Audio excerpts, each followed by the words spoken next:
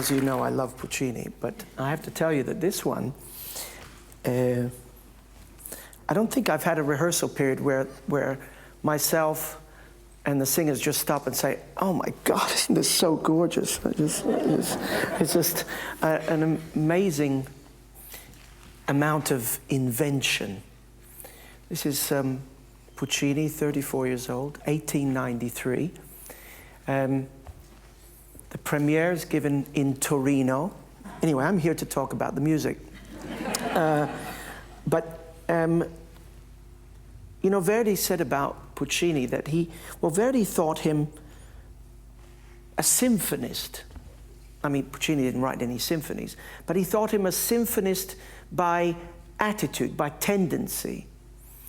And there's no question that in Manon Lescaut, Puccini does nothing to dispel this, because the orchestra starts firing on all cylinders. There's a brilliance to the music. There's a telling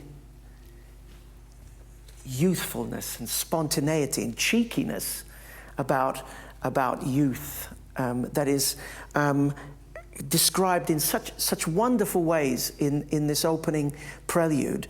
Richard's going to play for you rather first, quite slowly, the different elements, because I just want to show you how much invention there actually is in a short space of time. Here's the main theme that sounds like almost like a whistle. The first element, just play the first two notes. That little whoop is a musical gesture that just lifts you, and play the rest of the theme linked to it.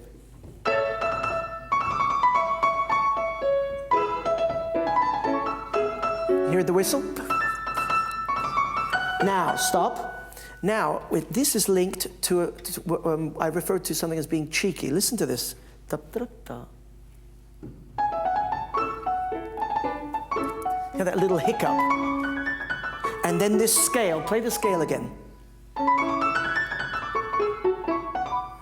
Stop. So you have three different elements, what I call the whistle, the wake-up call. Then you have this little cheekiness, and then you have the scale.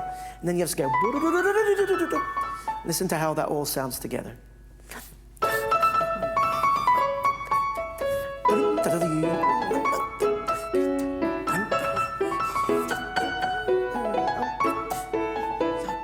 Scale. You think you're in an operetta, actually. That could very well be music for a comedy. And I'll tell you why that is quite important. First, I'll play you the first real romantic theme of the opera, which follows just after what Richard's finished playing. Listen to this.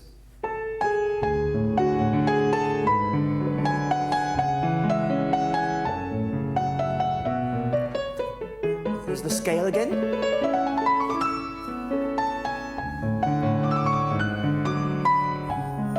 Dressing, window dressing then. Etc., etc., etc. So you're going ahead. There's another theme. If you, here, Richard, yep. That one. This is in a richer vein, in a lower register, but listen to this.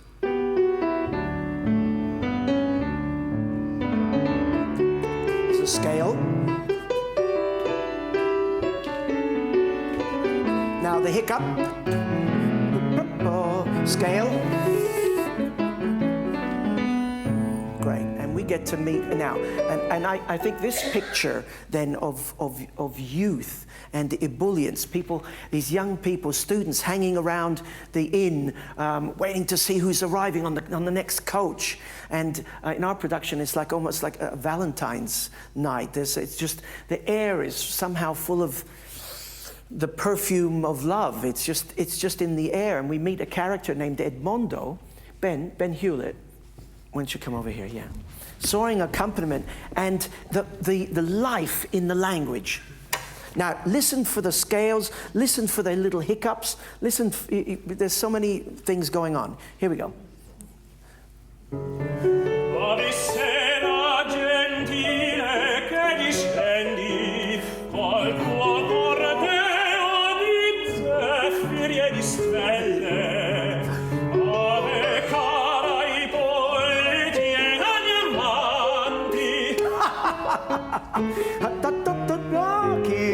They make fun of him. We've interrupted your silly song. E vi ringrazio per viaggio lieve, vengono a frotte, fresche, ridenti e belle, le nostre artigianelle. Orsani, Preparo un madrigale, furbesco, ardito e gaio, vengono a frotte, le nostre artigianelle. Fresche, teste. Preparo un madrigale, furbesco e gaio, e sia la musa mia, tutta galanteria.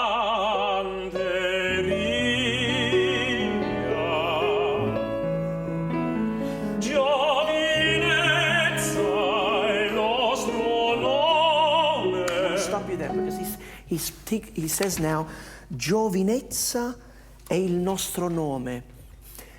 Youth is our name, and hope is our goddess. Okay, this is for Puccini, a very, very important, sort of almost visiting card for youth in general, which in La Boheme, of course, will just explode, of course, when we get to know the four students. Here, can we do that little bit again? Da-da-da.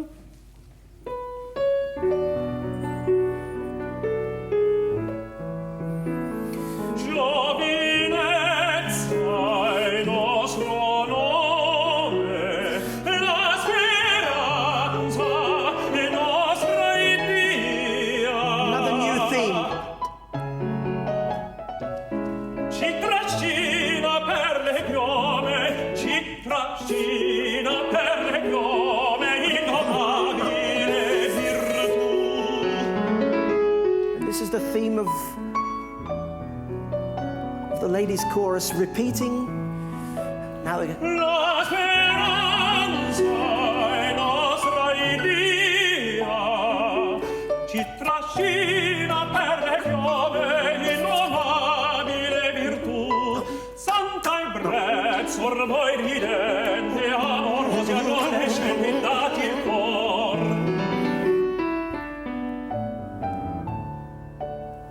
This is the Love in the Air theme.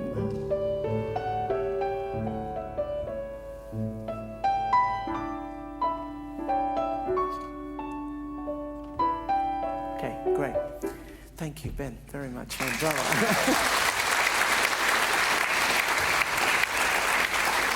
So the music is very, very busy. We get to meet the other tenor of the evening. We get to meet Des Grieux, and people are sort of needling him and say, "Come on, tell us about your stories and love. Have you ever fallen in love?" And he says, "No, love. What is that? It's a comedy. It's a tragedy. That's not for me." But they spur him into singing a song, and he kind of light and mocking, and it's almost like an operetta song. Listen.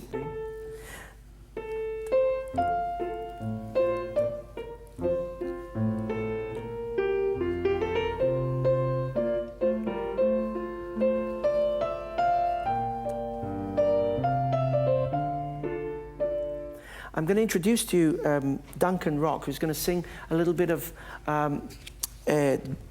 Lescaut for us in this second act stuff. And where he tells her, "You're splendid and lucente," which means shining. The writing is very, you'll see, is very... on the one hand, very masculine. On the other hand, it's very revealing of his character, in the sense that he is unscrupulous, that he's there basically to make a buck, that he takes all the compliments, and he has to keep her there. He has to keep her there because he's benefiting too. Okay, so let's hear him. Sei splendida e lucente, me salto e noi perché è mia la gloria sei salva dall'amor d'uno studente. Allor che se fuggite talona mien, mai la speranza al cor m'abbandonò. La tua sorte vidi, la emogico fulgor di questi sai paleno, t'ho ritrovata. Now he describes the house in which she lived. Una casetta angusta era la tua dimora, possedevi paci e niente scudi e un bravo giovane otto quel negri, ma il lei non è casile generale e dunque naturale che ti abbia abbandonato per un palazzorato. Quell'umine dimora. Great. Thank you very much, Duncan. Yes.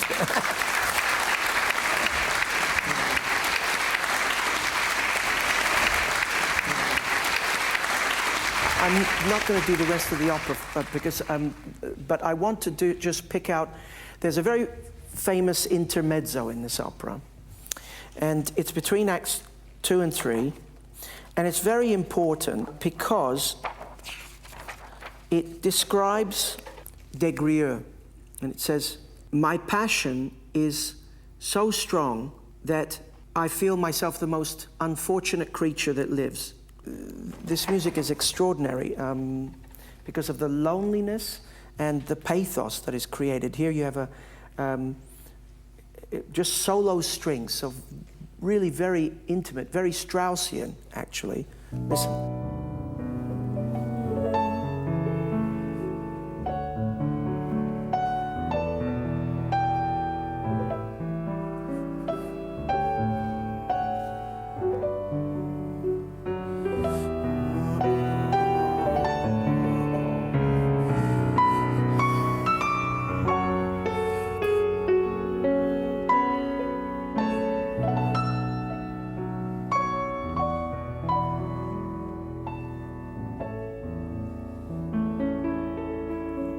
Sudden out of nowhere.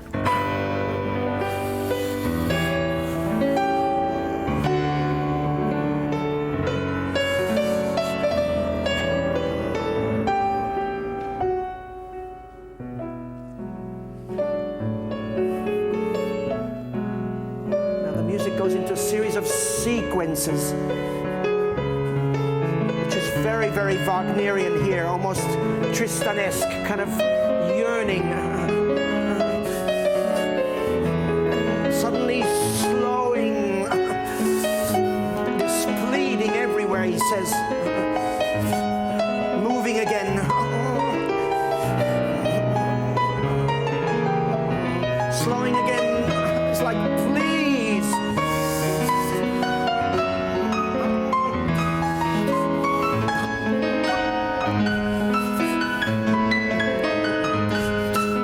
And now here's the real pounding on the doors.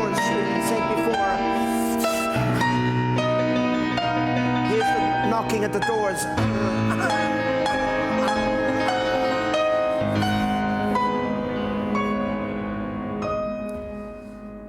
Now, stop there for a second, Richard. It's gorgeous, by the way. And this music we've heard in the love duet, but in Act 2, some of it. But here it takes on. It's not erotic at all. It's searching. It's mournful, it's sorrowful, it's frustration. It's so much richer when there are, dare I say it, no singers and the orchestra is playing.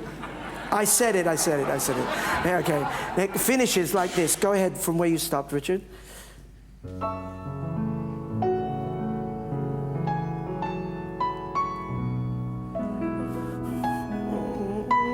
There's a big crescendo here.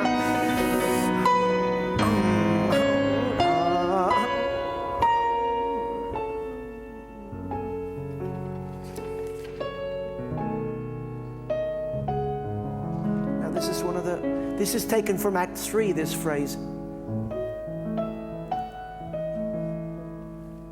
It's one of the most tender moments.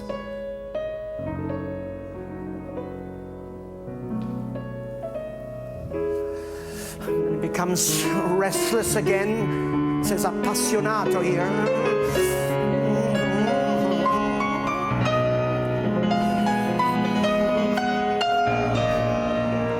It's a real Tristan and Isolde moment there. These characters become bigger than just young kids, you know.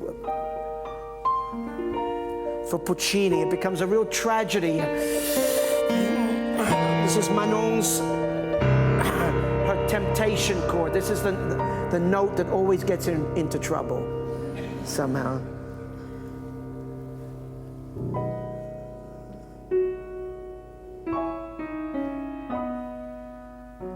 This is their love theme.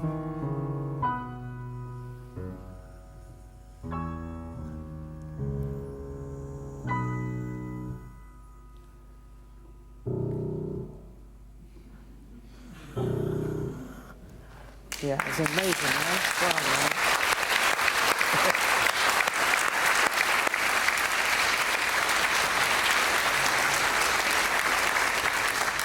So you understand what to expect as it now. That's the bridge to the second part of the opera, which is much darker.